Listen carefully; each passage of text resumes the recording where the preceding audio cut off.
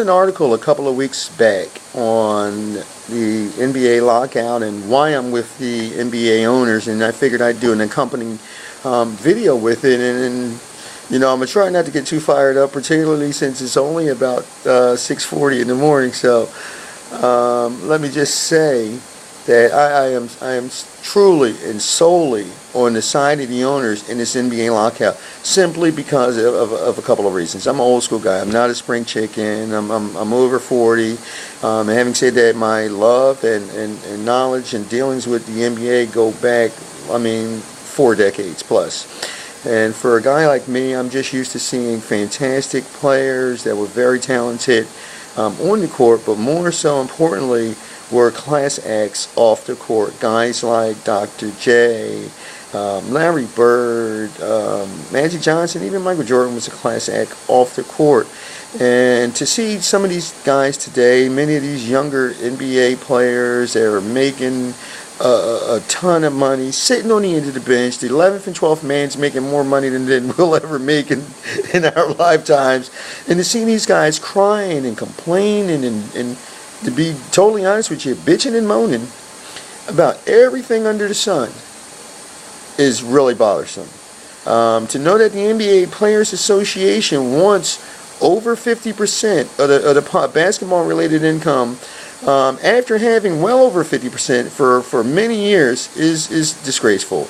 The bottom line is 22 or 24 NBA teams lost money last year, viewers, and nobody's in business to make money. Sure, you can say all you want about these NBA owners being billionaires and so forth, but they lost money last year.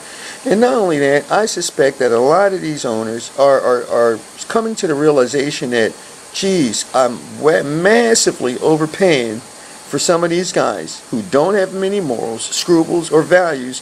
And not only that, many of them are very limited type of players that are one or two dimensional type of players, and then they got their big contracts off of a quote unquote career year, and so I think you're seeing a lot of owners recognize this. And then, you know, last but not least, I don't think it sat well with any NBA fan, unless you're a Miami Heat fan or LeBron James's brother or his family members or Chris Bosh's.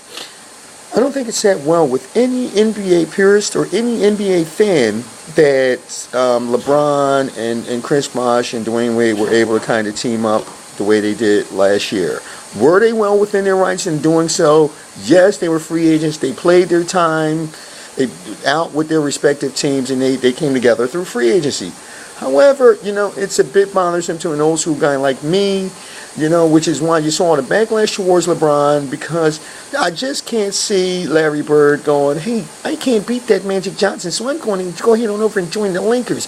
Real men stay with their teams, and you either made your team a winner or you went your career without an NBA championship. So I don't think the owners want to see the fact that they put in a lot of time, effort, and energy and dollars into a guy, into maybe developing a guy, a younger guy that may not be a LeBron James, but you spend time and money and effort and energy in developing a guy. The guy reaches free agency and he says, "See ya." I don't know if that's right. I foresee the NBA restricting that a lot.